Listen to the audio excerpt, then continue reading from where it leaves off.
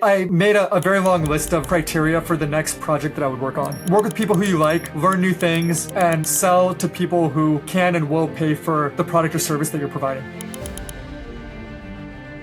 It was also kind of lucky. There's a lot of people attribute a lot of things happening, but in reality, a lot of it is just luck. And luck is something that either just happens or doesn't happen. So you got to focus on stuff that you control. And the stuff that you can control is, are you building a product that people like? Are you providing people with good service? Are you responding to their emails and their feedback quickly? You've started and run and exited a couple of businesses. If you were to think back to your 20-year ago self, and one or two pieces of advice you would give yourself. Welcome to the CEO and the Salesman podcast. Today, one of my guests today is Stan Markuze. Stan is a serial entrepreneur across a broad range of areas. He has done some incredible stuff. I'm actually very, very excited. So he's co-founded Joyride Auto, grew that and found uncontested markets or unserved markets. What's really interesting about that is he started it, grew it, and was able to exit by 7 times valuation or 7 times by revenue, which is a really cool story I want to get into, and now has found another underserved market, which is balance cash, or balance actually to be more precise. And I want to really talk about that and how businesses can help grow their company by picking up this cash that's laying around and doing something effective with it. G'day, Stan. How are you going? Hey, Matthew. Thank you for having me. Mate, I want to get into it. You've built businesses across logistics and automotive and real estate and now in Fintech. So looking back, has there been a common thread in the markets that you've picked, or did it just feel right and the obvious choice to go with the one as you found it as it came along? That's a good question. So I think the common thread is just to identify, as you said, to identify a market that's underserved or a market where there's a lot of friction in the way people do things currently. And there's a new technology or new methodology to address that friction and make it more streamlined so that it's easier for the customer or customers to use, do the same thing that they were doing, but more easily and more effectively. So I'd say that's probably the common thread. But there's always technology and timing are important. Got it. Okay. Because you've worked and been educated in some of the best places in the world. And so I just wanted to understand, what specifically drives you to go and start another business? Well, I think it's, there are a couple of things, but one thing is understanding a certain market or a certain opportunity very, very well. So having like a unique insight into something and also having the right partners and infrastructure to be able to enter that market and make a difference. Got it. Okay. So take me back to Joyride. So impounded vehicles, impound lots, local dealers, parking lot and every other, and in a parking lot every other Wednesday. So how did you see that opportunity? So what stood out as the opportunity there? Yeah. So I started Joyride with 2 other people. It wasn't my idea. It was the idea of one of my co-founders. And he had been working in the municipal towing space for, like maybe 15 or 20 years by that time. And he recognized that, 20% of cars that get impounded never get picked up for many, many different reasons. And those cars previously would, and in many places it's still like this, right? They would get auctioned off like at 10 a.m. on a Wednesday, and there'd be a physical auction where people show up and they bid on the cars. And he said, there must be a better way to do this more efficiently, where more people can attend the auctions. The seller, meaning the impound facility, could command higher prices.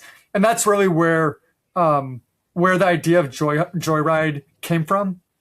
Yep. And he brought me in because we'd worked together before. And then I brought in the third co-founder, who I just knew was a really, really strong operator.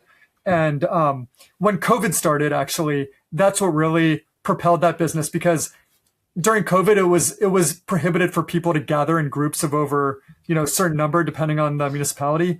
And so at that point, it wasn't even like optional. You had to figure out how to liquidate these surplus vehicles in a way that didn't involve huge gatherings of people. And so that's what propelled us to start a virtual auction to sell these things online.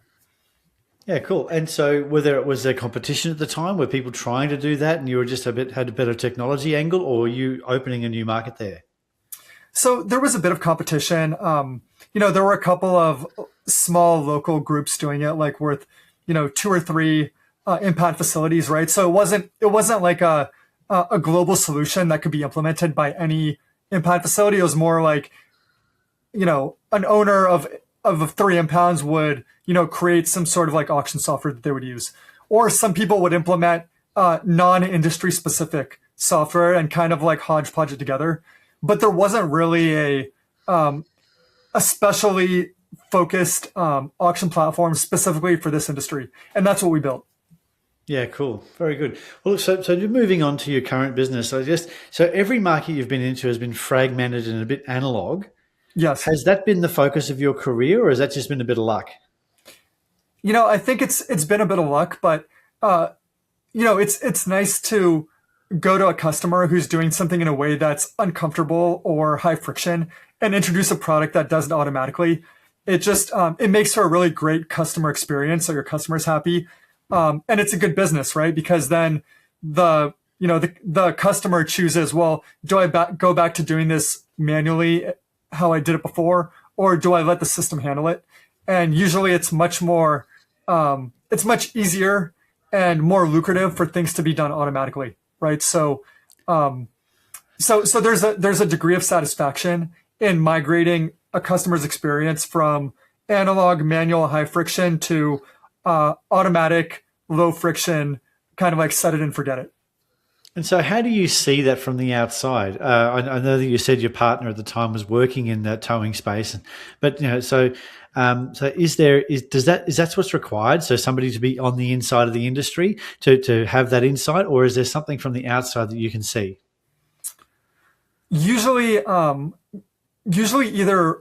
I have to have insight into the industry, or I have to work with someone who has that insight, or at least have someone with that insight, like as a contributor or a consultant or something, right? So for example, with balance, so balance is used by a number of different industries to essentially move their idle operating cash reserves automatically into money market funds, right? So if you run a business and you have $2 million in operating reserves sitting in your Chase account, our system will automatically invest that money into government-backed money market funds, for example, when you're not using it, right? So you're earning interest on the money instead of just having it sit idle in the bank. Well, the way that I stumbled upon this inefficiency is that, I was a real estate investor from around 2010, and I had this problem, right? I had multiple investments with operating reserves, and the operating reserves would eventually just build up. And number one, there was no good way of monitoring all of the bank accounts from one platform, which is the first thing that we built, right? Just like connecting all the bank accounts to one platform where you can see what's going on. And then, okay, so you see that you have a bunch of idle cash doing nothing. So let's put that cash to work, right? And so my real estate experience is largely what, informed the creation of balance. Now, balance isn't just for real estate, it's for any business, but that's how I got that initial insight. Yeah, I like that. So you felt the pain, you wanted to scratch your own itch, and then so you took yourself through that process. So with balance, so who are you currently working with balance? Because I think it's a fascinating idea, and I remember when I was running my business, is we would always try to have a couple of hundred to $300,000-$400,000 in cash reserves, and then what do you do beyond that? Well, I was very young and very stupid, so buying boats and Maseratis was a good idea. But I can now that I have children and school fees to pay, at probably looking back on that going, geez, I wish I'd invested it. So what's the process of going through there?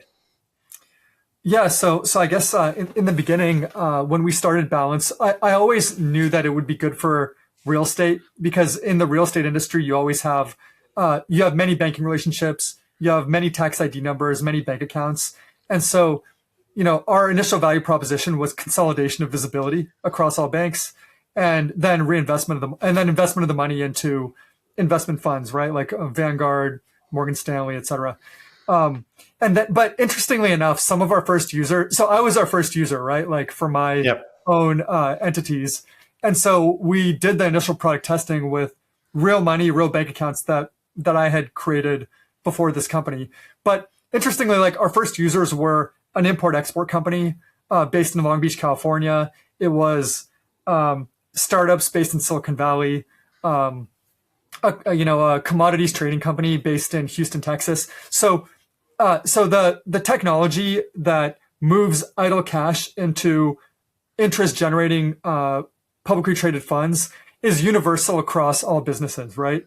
But of course, like the more money you have, the more complexity you have in your banking, the more you gain from the system, right? So um, and these days, like again, we're pretty focused on real estate just because you have to focus somewhere when you start a company. But we get inbounds from companies from all different industries, and it works equally well for all of them in generating market interest for the owners. So when you're thinking about sales, creating a sales motion and creating a business model around this, and I would assume that many of the businesses, let me start with the question there. Do your customers know they've got a problem? Do they know they're missing out on opportunity? Because really, when you're thinking about sales, the first thing you got to do is identify the problem and then bring that problem to light.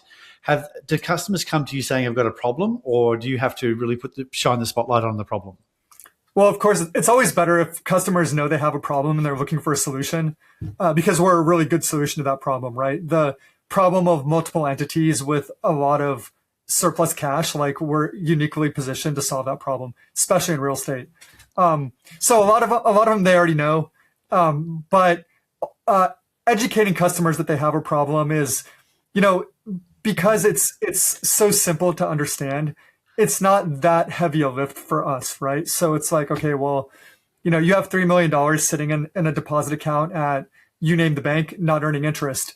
Um, you know, it's like, oh well, $3 million at today's rates is like, that's maybe $100,000 of annual interest. Well, what would you spend $100,000 on, right?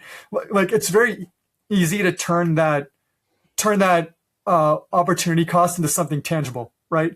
$100,000. Well, that's a capex project on a property, or that's an additional headcount, or we can return that money to investors. Um, so it's always better if people already know that they have a problem, they're looking for a solution, and they evaluate us as a potential solution. But if they don't know, that's okay too. We're happy to kind of walk them through the opportunity. Were you concerned about going into fintech? Because it's a noisy market. It's very sexy, of course. It's like if you can add a bit of AI in there, you've got almost all bases covered. So how were you feeling about the process of going into fintech after being in all these other industries you're in?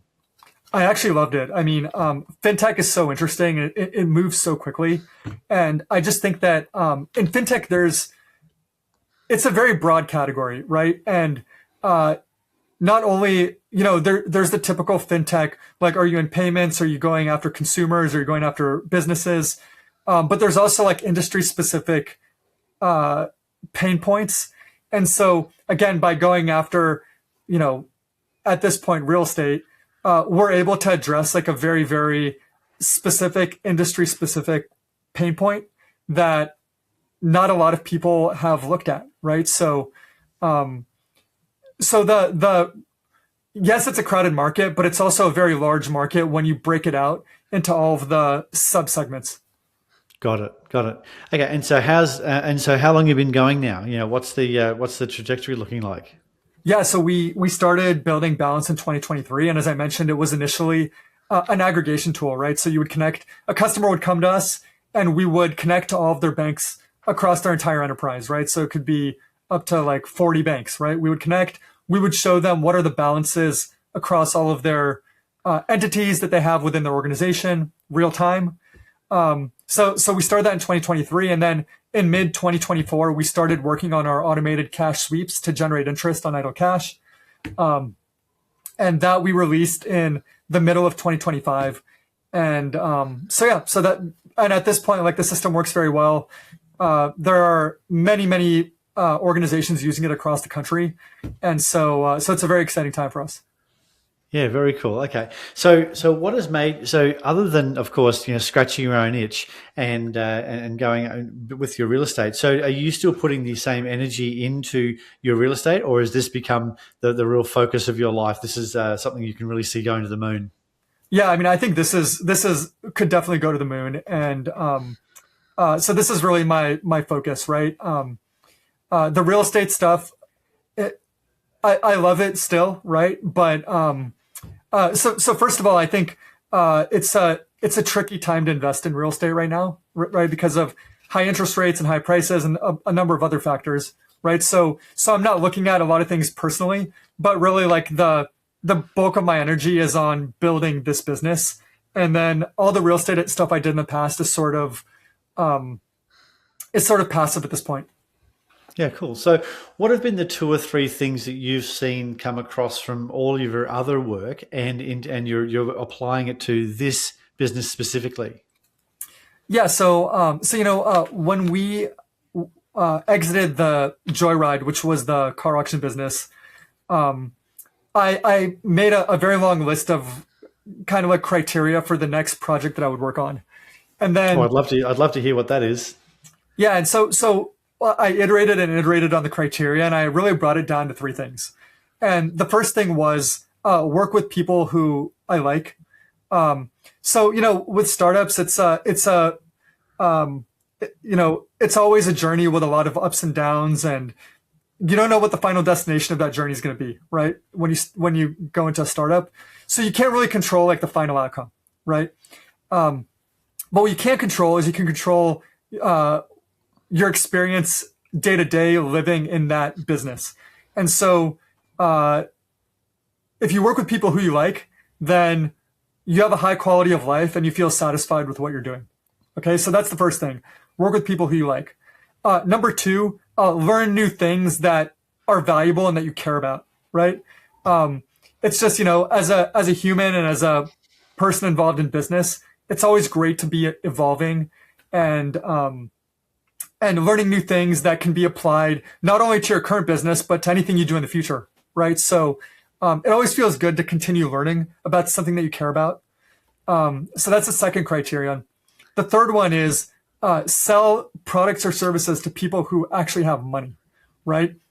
So no matter how good a product or service is, if you're targeting people who cannot or will not pay for that product or service, then that's a really hard business to run. And so those are the three things, right? Work with people who you like, learn new things, and sell to people who can and will pay for the product or service that you're providing. Stan, I love that. And I actually, when we was having a conversation the other day, you mentioned they sell to people that have got money to spend. And funnily enough, I was on a startups.com conversation because I'm a mentor over there at Startups. And somebody was telling me about their new fantastic product or their new service about managing money, and it was interesting in the fintech space. And I was like, oh, this is interesting. And then they said, oh, we're targeting people who are in this particular area. And I thought, your comment rang in my ears. I was thinking, unfortunately, you're trying to sell to people without money. And Right. that's going to be really hard to do. So I think that's interesting. And also, what I've found about in my experience here in America is the customers that we're dealing with here in my business is that because we've sort of stepped up another level from when we were working in Australia, we're finding the same thing. If people have got money and they're willing to spend it, then they're more willing to trust. Well, once of course you build that trust, they go, you know what, just go do it, just get it done. And I really enjoyed that about working with different, larger organizations who have got the money to spend. And so in your day-to-day, you spoke about working with people that you like. Are you working remotely? Are you working in an office? So how's the work situation going? What are your thoughts around working remotely versus working in an office? Yeah, so we started Balance. When my co-founder and I got together to build this company, that was late 2022, and although we didn't start full time until early 2023, right? But at that time, there was still a lot of commotion going on around, people working from home, and the future of work is going to be remote. So we didn't really know how that was going to turn out. My co-founder and I were both based in the San Francisco Bay Area, so we meet in person all the time. But when we started the company, our priority was really to get the best software developers that we could find to build the company. And it so happened that he and I had both worked with people who were fantastic, who were not based in the San Francisco Bay Area. So it was kind of my co-founder had lived in New York before. I'd worked with people for also in other parts of the world. And so for us, it was like, all right, well, how do we get the best people? And we reached out to the people who we knew were good, but were not necessarily based in San Francisco. And that's how we started the company. And, and that's how we run it day to day. Right. So, would I like to go into an office? I think I'd like to go in like a couple days a week if we had an office, but, it's been going well for us so far. And we've been able to command talent that might be harder to find if we were more geographically constrained. Yeah, got it. Yeah, that makes sense. And so when you come to think about building culture online or culture with a remote team, how do you think about that? What's the process you go through to doing that? Yeah, so we have a stand up every day. We're in constant communication, everyone on the team. And so yeah, we see each other's faces. We are on calls all the time. Obviously, something great that came out of the technology evolution during the pandemic was like, Google Meet's fantastic, Zoom is fantastic, Microsoft Teams, right? There are all these platforms that allow you and I to speak as if we were sitting in the same room, even though we're miles apart. So yeah, that's how we kind of maintain the culture. Is we still have a lot of input. So you got those, and so when it comes to accountability, so you've got a small team. How big is your team at the moment? We have 9 people. Right. Yeah. Okay. So with that 9 people, I guess it's pretty flat, and you can communicate with everybody all at the same time every day. Yeah. Yeah. Okay. Cool. Yeah. And so when it comes to when you think about the next phase of the business, what does that look like? Is it about standing up sales teams? Is it about what's the next piece of the business that needs to come along? Yeah, so we recently onboarded 2 account executives, probably about 6 weeks ago, and so those guys are getting up to speed right now, and they're doing a great job so far. So I think the next, our intention again is to focus on real estate because, we know the industry well. I love the real estate business, right? And our account executives have experience in real estate as well, right? So it's going to be focusing very strongly on real estate. But then after that, maybe we grow our sales team within real estate. Maybe we start looking at other verticals that have some of the same characteristics and then expanding to those, because at the end of the day, Balance is an industry agnostic platform. It goes after any business that has operating reserves making sub-market interest. And so we have some ideas about other industries that could be compatible with our business model. Got it. Okay. So just speaking specifically about you, so what do you find is the most challenging aspect of being a CEO of an early stage startup? Oh, like when you're, no matter where you are in the startup, it's like a lot of ups and a lot of downs, and like everything that happens, you take it very personally because it's something that you own. And so, that it's like it's quite an emotional roller coaster actually. To run a startup, whether you've got 5 customers or whether you've got 100 customers, it doesn't matter. Everything that happens is very personal, and you take it very seriously. Got it. Have you got a particular story about how you you got some customer feedback you didn't love, and what you did with that? Yeah, I mean, it happened last week, right? Like we updated our interface that governs the money movement and sweeps, and one of our customers came to us and was kind of like, he obviously these organizations are very, and our customers are very busy. They're doing multi-million-dollar real estate deals, and he was like very upset because he had never seen that interface before, didn't know how to do certain things within it, and he was upset, right? So he sent an email, and that was like, okay, well, we got to get on the phone with him immediately and show him how to do what he needs to do, and also take his feedback and implement that feedback as quickly as possible. So that call happened on a Thursday, and by Friday morning, we had released an update to the interface that he was talking about that made it, more usable for him. And then, today or tomorrow, we're going to release another update that's going to make it even better. So that's an example, right? Like we make a change. Someone is very busy. They might not have time to, click around and figure out how everything works. And so you got to keep them happy, right? Especially if it's somebody new. And so how do you communicate that to your team? Because, you've got a lot of responsibility, ownership and accountability for the business, and it's really important to you. But how do you share that with your other, 8 team members, 9 team members, and have them buy into that. Well, we've got to, we've really got to sort of pull out all the stops and maybe pull an all-nighter to actually deliver this. Yeah, I mean, one thing that we did is we asked him about specific feedback that he had. We documented all the feedback. We got, concretely, right, in this instance, we got with my co-founder and I got with the designer, and we said, like, hey, this is the new design. These are the challenges that the customer is experiencing. And we worked collaboratively with her to figure out, okay, well, what can we do in the next 24 hours to solve the most acute pain point of the customer, which we did. And then what can we do in the next like 2 or 3 days to make it even better for that customer, right? So it's a matter of like sort of, the customer's the boss, right? And so if the customer is not happy, then nothing, then the business doesn't work, right? So and everyone on the team understands that. So customer feedback, customer satisfaction, that's always the number one priority for us.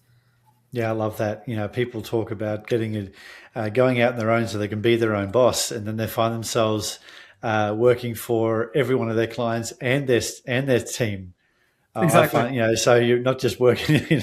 No longer do you have a 1 or 2 up sort of management structure. You're working with everybody, up and down, sideways, round and round. There's a lot of priorities coming at you. Yeah, you're never your own boss, right? Like every single customer is your boss. Yeah, exactly. Certainly in the early days, maybe when you get to 10,000 customers, maybe they can be sort of an amorphous blob. But up until then, it's going to be big. It's going to be a lot of work. So, what's the end goal of Balance? What are you trying to achieve? Are you looking to grow this to exit, or is this your retirement fund? People have asked me that before, and I think that kind of predicting what the end goal is, it's hard. It's hard, right? Because life is so unpredictable and business is so unpredictable. But what I can say today is that I think that the platform we built is incredible. I love dealing with our customers. I love the product and the automation that it offers, and we've got a great team. So the end goal is just to keep growing it. Keep introducing features and functionality that our customers are excited about, and keep making people happy, right? Like keep solving problems for the people who entrust us with their cash, right? So yeah, that's really what we think about. We don't think about like, oh well, what's the 2-year goal? What's the 4-year goal? It's more about like, okay, how many new customers can we bring onto the platform each month, and then how do we get them to trust us with more and more of their idle operating cash? Yeah, cool. I like that.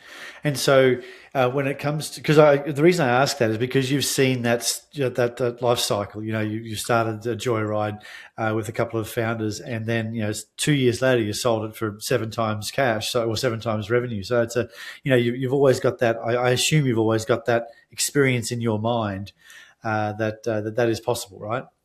Yeah, and Joyride was sort of, the buyer of Joyride came to us. We weren't like actively selling or marketing the company, and we had been doing it for 2 years, and the buyer had they had basically a unique distribution advantage to sign up more sellers onto the platform, more impound facilities. So it made sense, but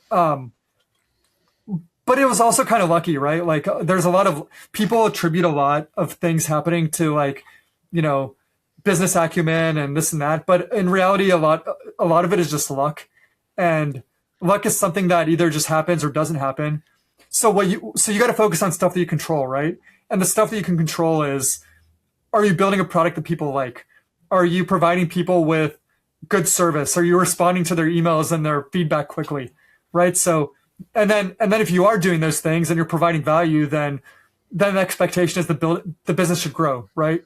And so our focus is really on focusing on things that we can control, and then not necessarily thinking, oh well, like is someone going to come out of the woodwork and come after you. So tell me, come after buying it. So did you have to go through a whole range of regulatory issues because you're dealing with these people's cash? I can imagine that would have been 6 months worth of paperwork or more, maybe. Yeah. So I mean, regulatory is only one piece of it. I mean, a lot of it is like we work with banks That's one thing but as far as regulatory, I mean, it's like, we obviously we had to do SOC 2 compliance with SOC 2 Type 1, SOC 2 Type 1. We had to Type 2. We had to get audited. We had to become a registered investment advisor with the Securities and Exchange Commission. We have to do the SEC filings and updates. I had to take a Series 65 professional exam. So, so yeah, there's a lot of regulation of this industry, as there should be, because you're dealing with other people's money. And Sure. so, if I was someone, my money's a balance, right? So I want things to be properly, properly set up. So That yeah, makes sense. it's quite, the barrier to entry into this business is not low. So just thinking about your salespeople, because I'm in sales. So what is that go-to-market motion? What have you set that out there to be? There's really not one motion. I don't think that in this day and age, it's hard to say like, there's no silver bullet that I've identified, right? It's really a combination of a lot of things. Well, so you've got like basic sales 101, which is like, making outbound calls, sending emails, sending LinkedIn messages, right?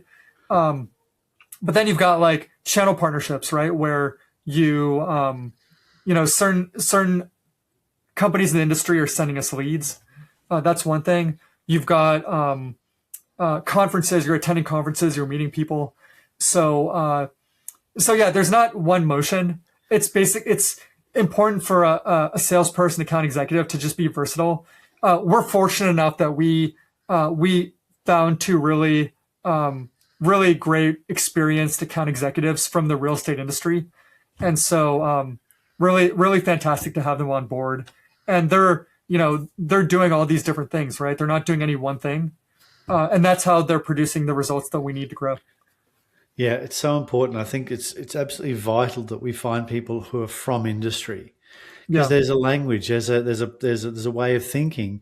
What we obviously need to do is make sure they're not stuck in the industry, and so there's that interesting balance of finding people from industry who aren't necessarily blinded by they can't see the forest for the trees, or give you answers like, oh, well, we don't do it that way, or that's never been done that way, and find that as an objection. And So so, Matthew, I have a funny like an anecdote about that, right? So go I for have it.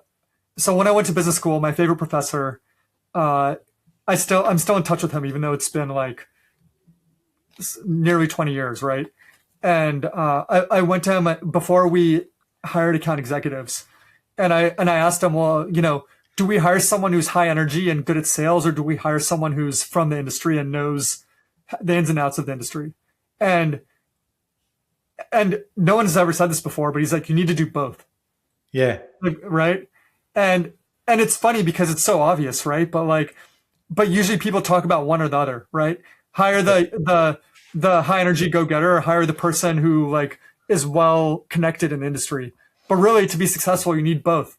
And so that's the framework I had in the back of my mind when we were looking for a good fit in terms of sales reps. And I think that's what we've been able to identify in our founding account execs who we brought on board. They're really well polished, high energy, and they also understand the nuances of the real estate industry. So that's yeah, it's so obvious but overlooked, right? look, I said this to a client earlier today. I said, what you'll get out of me typically is blinding flashes of the obvious. And so, it's sometimes the easy, or it's sometimes the obvious answer is the correct one. And so just thinking about your salespeople, did you have to go headhunt them, or were they out there in the market looking? We reached out to them. Yeah. Yeah, we had to reach out to them. Uh, yeah, and we had I've hired sales account executive before, and oftentimes it was sort of like, I want someone to start within 30 days. And so I'd go out there with that kind of like, that would be the priority. Whereas this time, this is a really critical time in our company. And I thought, I need to get the highest quality, sharpest people I can find. And that was, I'd rather spend 60 days or 90 days to find those people than to just get someone in the seat in 30 days to start dialing the phone, right? Because if the person who you find very quickly doesn't work out, then the cost of that far exceeds the, waiting an extra 30 or 60 days to find the right person. Yeah, I'm the sort of personality that wants if I want it done, I want it done yesterday. And it's very frustrating to butt up against the reality of that, good people are rarely unemployed. And so it's certainly sales anyway. And Yeah. so to be able to find those people, recruit, train, but also to bring able to have them from industry, which is beautiful, Yeah. which is, that's perfect. So, if you were thinking about how you could, what advice you would give to other people to serve underserved industries or underserved markets, what do you think would be the 2 or 3 things that somebody should look for there? Well, so first of all, if a market is underserved, I would make sure that there's actually money to be made in that market, right? Because if a market is underserved, sometimes it's just because There might be a reason. it's not worth it for anybody to serve that market, or the people are in the market are not willing to pay for a solution to whatever friction they're experiencing, right? So that I would have a kind of that's the first thing I would try to understand. After that, I think it would just be to learn more about the market, and you could the way you do that real concretely is you talk to 10 people who are your potential customer, and you basically have a survey, and you say, like, okay, well, how do things work today? How do you want them to work, and would you pay for that, right? And so I think it's like actually walking into the door of the whatever business you're selling to, the dentist office that you're selling to, and asking them, well, how does this work today, Mr. Dentist? And how do you want it to work, and how much is it worth it to you to make that transition? Yeah, I like that. Good way of thinking. So you've started and run and exited a couple of businesses. You've done a whole range of things. What would you if you were to think back to your 20 year ago self, and one or two pieces of advice you would give yourself, and maybe those advice that you would give young people today about starting and scaling a business? Part of my advice would revolve around the 3 things that I mentioned earlier, right? Work with people who you like, learn new things that have value and are interesting to you, and sell things to people who have money. Whether people should start their own business or not is, I think that's a matter of personality. If you don't, starting a business it's hard work, and it's also risky, and it also means you have to delay gratification for a really long time, because you're not going to make serious money for a long time, if ever, with the business you start, right? So you have to be willing to, if you're working in a high paid career and your goal is to buy a Maserati this year, then you should not start a business, right? Because that's probably not going to happen. Yeah. So you really have to do some soul searching and feel whether that's the right trade-off for you. And then if you do want to start a business, then you have to, I wouldn't be in a hurry. I would try to find out what the industry is, what the opportunity is, before just quitting my 9 to 5 job. And then I would say do I have a team of people who I like? Am I going to learn new things? Is the customer willing to pay me for whatever it is I'm providing? I love that. Well, look, Stan, that's been a fantastic conversation. Really enjoyed that. So, look, we're going to pull it up there. Is there anything in particular you would like to leave people with, to think about, to do, to action today? Yeah, I mean, if there are any business owners in the audience and you want to earn market interest on your operating reserves, go to balancecash.io or email me. I'm stan@balancecash.io, and happy to jump on a call and walk you through the system. Thanks, Stan. Really enjoyed our conversation today. Talk to you later. Bye for now.